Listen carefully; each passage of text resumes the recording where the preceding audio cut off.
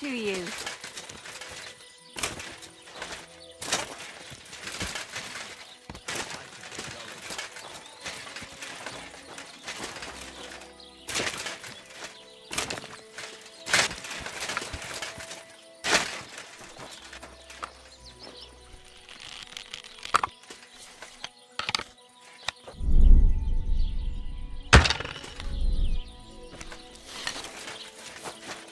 Don't Put you that dare away hurt before me you with that hurt thing. someone. Bad man.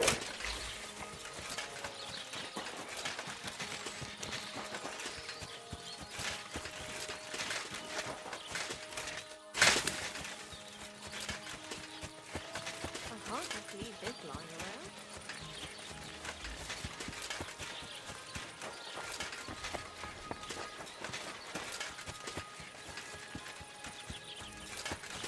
Put that away before you hurt someone. What luck!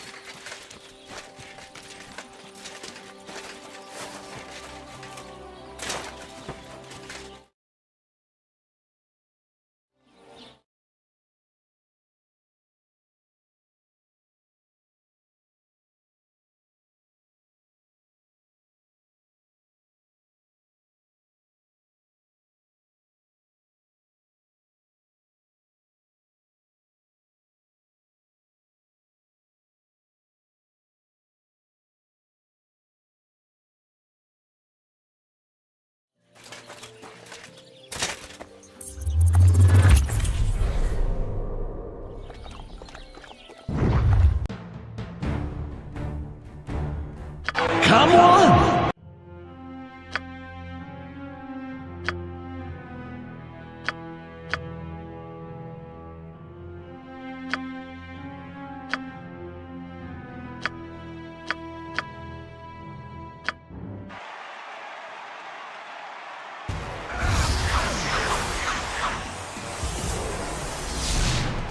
What? What? Where are we? Who spiked me drink? I was just in the tavern talking to Myrna. Hey, I saw those folks there too. We're in some kind of fighting pit! Look out! Monsters!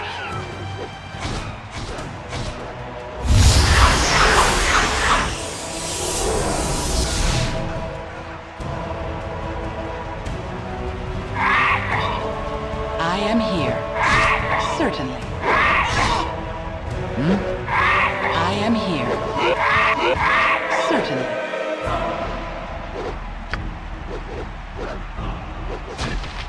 Yes? Yes? I must have aid. Your concern? Yes? It is done. I am here. I am here. Indeed. Your concern. Indeed.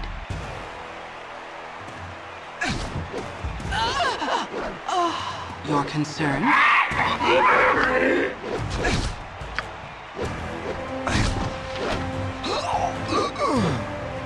Yes?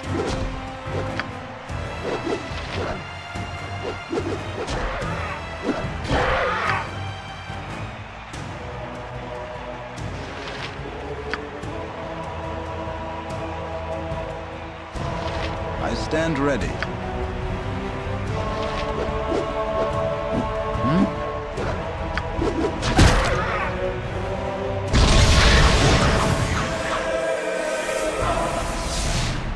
You have qualified.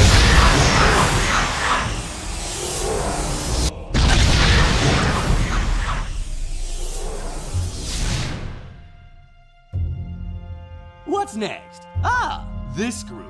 Are they awake yet? Oh, rouse yourselves, you lice-laden layabouts. Stand and salute your new master, Baloth, the Entertainer. You may also thank me, since your meaningless lives are about you. And don't forget to give them a little spending money. As my master commands, take these. Prepare yourself for battle, mortal. When you are ready to face your fate, speak with Baloth.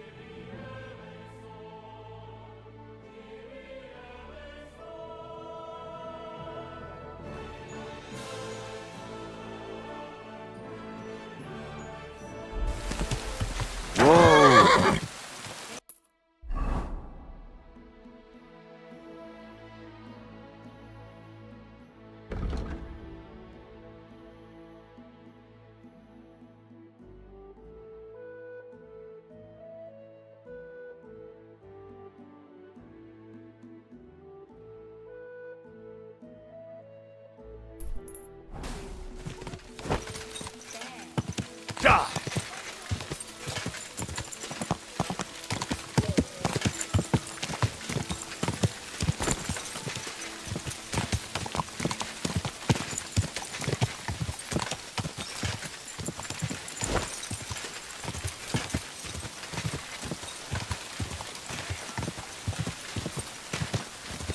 Die!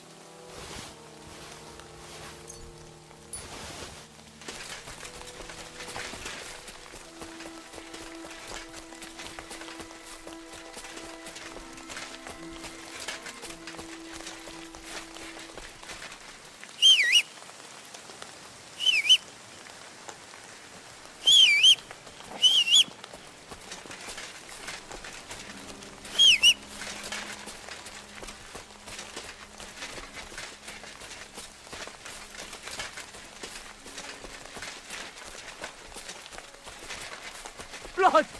I've got to get out of here!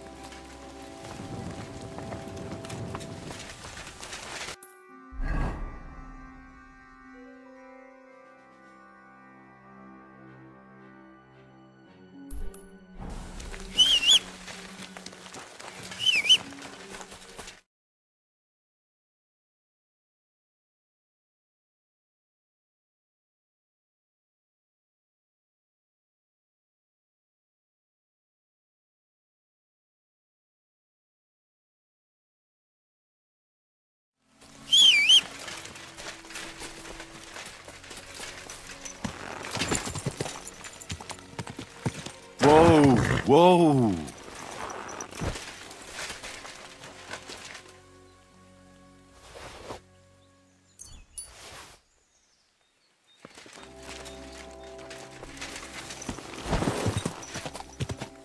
Go!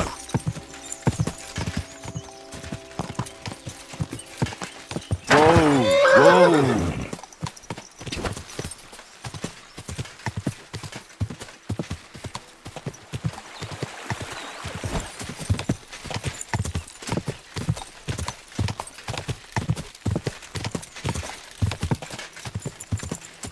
Quick!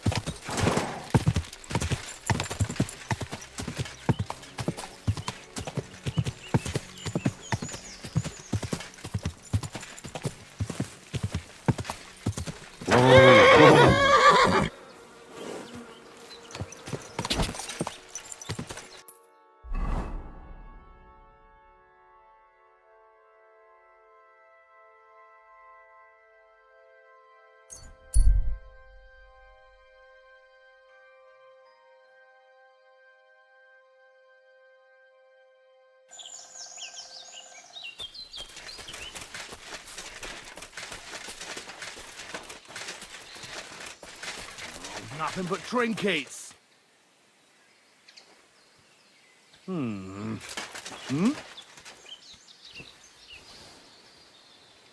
You're a dead man! In God's name!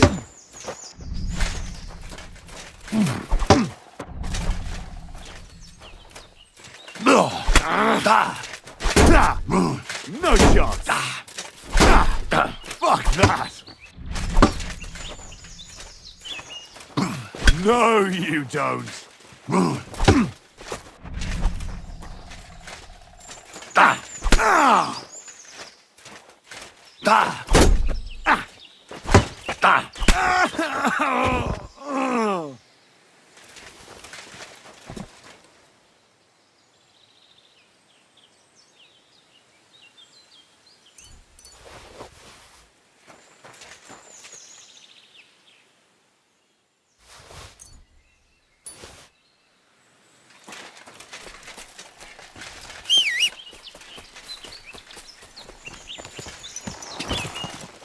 Quick!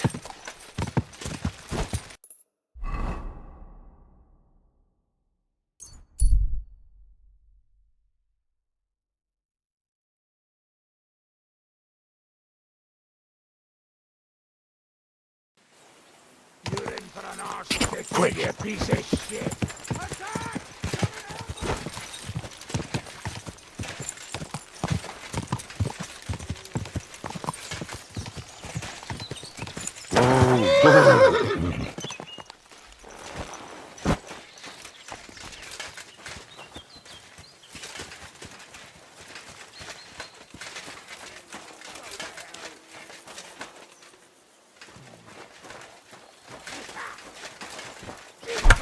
What do you want? Fuck you!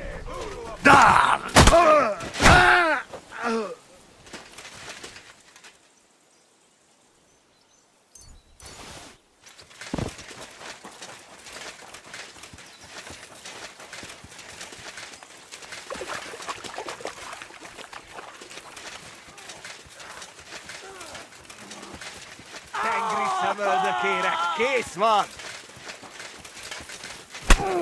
Kibbeles lek, mint egy...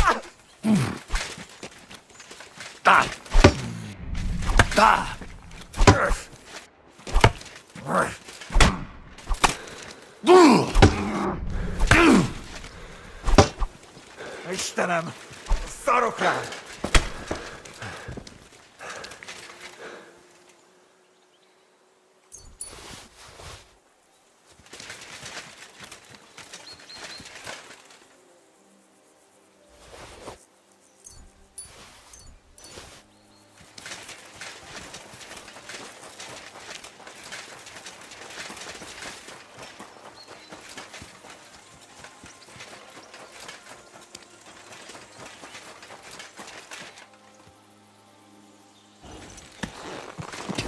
Ka!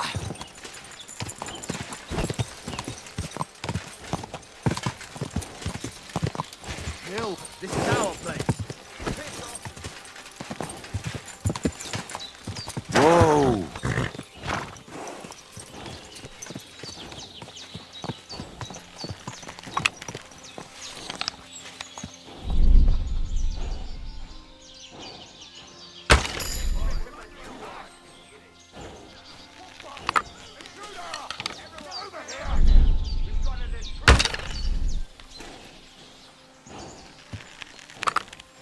Swine!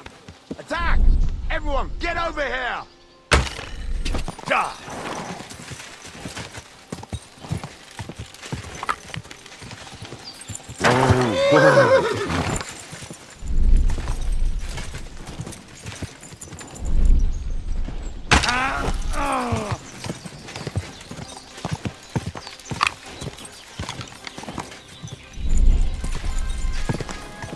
Whoa!